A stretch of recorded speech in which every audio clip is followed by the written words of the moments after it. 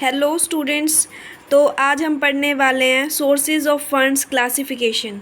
कल हमने एक चैप्टर स्टार्ट किया था sources of business finance, class 11th का बिजनेस स्टडीज़ का 7th चैप्टर था ये, जिसमें हमने बिजनेस फाइनेंस के बारे में पढ़ा, उसकी मीनिंग देखी, हमने उसकी नीड्स के बारे में देखा, हमने उसकी इम्पोर्टेंस पढ़ी।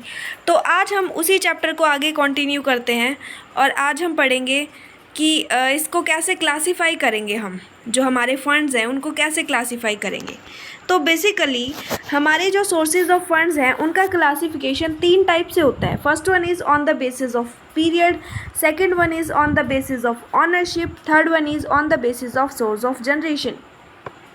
First one is on the basis of period, यानी टाइम पीरियड के बेस पे फंड्स का क्लासिफिकेशन। टाइम पीरियड के बेस पे अगर हम अपने फंड्स को बांटें तो ये 3 टाइप का आएगा। पहला आएगा लॉन्ग टर्म, सेकंड आएगा मीडियम टर्म और थर्ड आएगा शॉर्ट टर्म।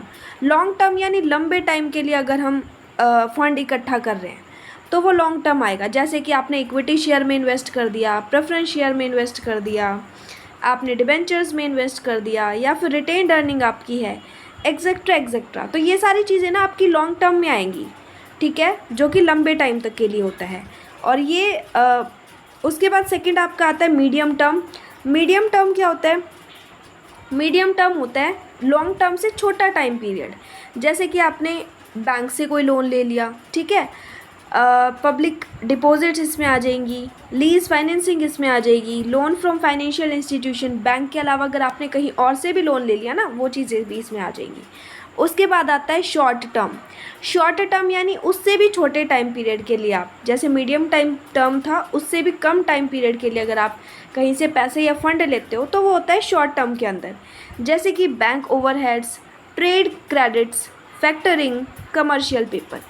उसके बाद जब हमने पढ़ लिया on the basis of time period, अब हम पढ़ेंगे on the basis of ownership, स्वामित्व के आधार पर। अब जो हमारे फंड्स हैं ना, स्वामित्व के आधार पर 2 टाइप के होते हैं। एक तो होता है ऑनर्स फंड और दूसरा होता है बोरोड फंड। ऑनर फंड यानी कि जो कंपनी का ऑनर है, बिजनेस का जो ऑनर है, स्वामी है, उसका फंड। और वो कहाँ से आएगा? इक्विटी शेयर्स में या फिर रिटेन्ड अर्निंग से आएगा, ठीक है। और जो बोरोड फंड होता है वो कहाँ से आएगा? कहीं से उधार लेके आएगा। तो इसमें एक तो बोरोड फंड आ गया उधार लेके कहीं से, दूसरा इसमें डिबेंचर आ गया यानी ऋण पत्र आ गए, फिर पब्लिक डिपॉजिट आ गई, लीज फाइनेंसिंग आ गई, लोन आ गया। तो जहाँ से भी हम उधार लेके यूज़ करेंगे वो हमारा बोरोड फंड में आ जाएगा।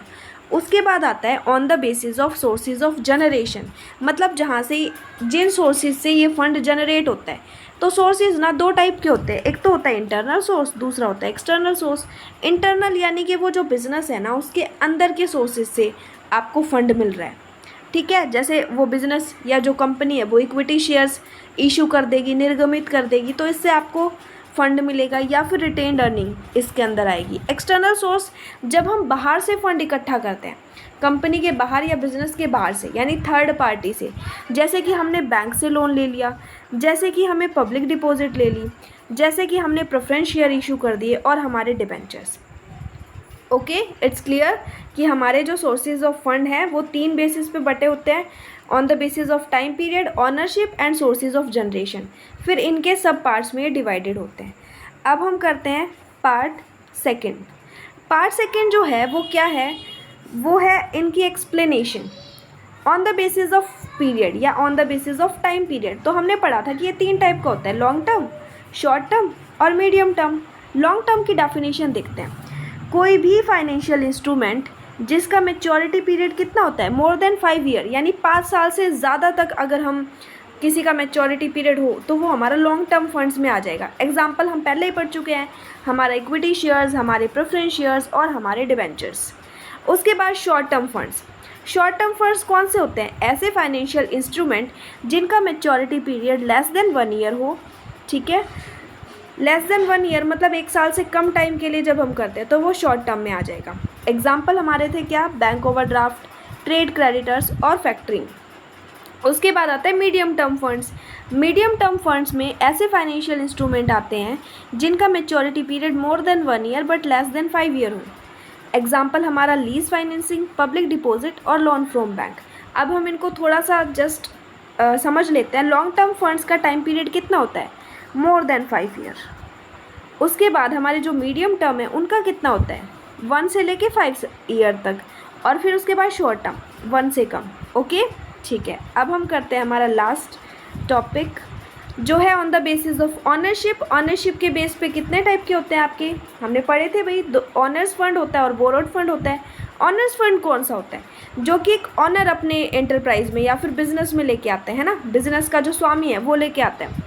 जैसे कि कैपिटल, जब हम बिजनेस शुरू करते हैं तो हम कैपिटल लगाते हैं। Second one is equity shares and etcetera. उसके बाद बोरोड फंड आते हैं, उधार जो हम फंड लेते हैं, ऐसे फंड जो कि हमें रिसीव तो होते हैं, एक बिज़नेस को रिसीव तो होते हैं, लेकिन कैसे रिसीव होते हैं, फ्रॉम आउटसाइड पार्टीज़, ठीक है, जैसे कि थर्ड पार्टी, जैसे कि हमने बैंक से ले लिया या फिर हमने किसी और इंस्टीट्यूशन से ले लिया। एग्जाम्पल हमारा बोरोड फंड भी हो सकता है, डिबेंचर भी हो सकता है, लोन फ्रॉम बैंक वगैरह हो सकता है।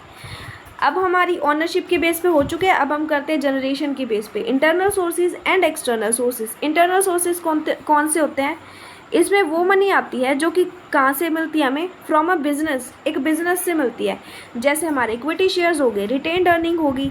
उसके बाद एक्सटर्नल सोर्सेज कौन से होंगे भाई, जो कि बिजनेस के बाहर से आएंगे, जैसे कि loan from banks, debentures, public deposits. अब जैसे कि जब हमने ये फर्स्ट हमारा डायग्राम करा था तो इसमें हमने कुछ एक एग्जांपल करे थे, जैसे कि ये पढ़े थे, जैसे लॉन्ग टर्म की एग्जांपल है, मीडियम टर्म के ये है, इसी तरह से short term, honours, borrowed, internal source, external source. तो आज हमने ये वाली सीरीज़ कंप्लीट कर ली है, और ये जो नीचे वाले एग्जाम्पल रह गए हमारे equity shares, preference shares, debentures, retained earning, factoring, etcetera, ये हम कल की वीडियो में पढ़ेंगे। आई होप आपको ये समझ आया होगा। अगर आपको समझ आया हो तो हमारी वीडियो को लाइक कीजिए, चैनल को सब्सक्राइब कीजिए और अपने क्लास ग्रुप में इसे ज़रूर शेयर कीजिए। और अगर आपको ये वीडियो में किसी तरह की कोई दिक्कत है या फिर कुछ भी अगर आपको पूछना हो तो आप कमेंट्स में ज़रूर लिख सकते हैं। Thank you very much.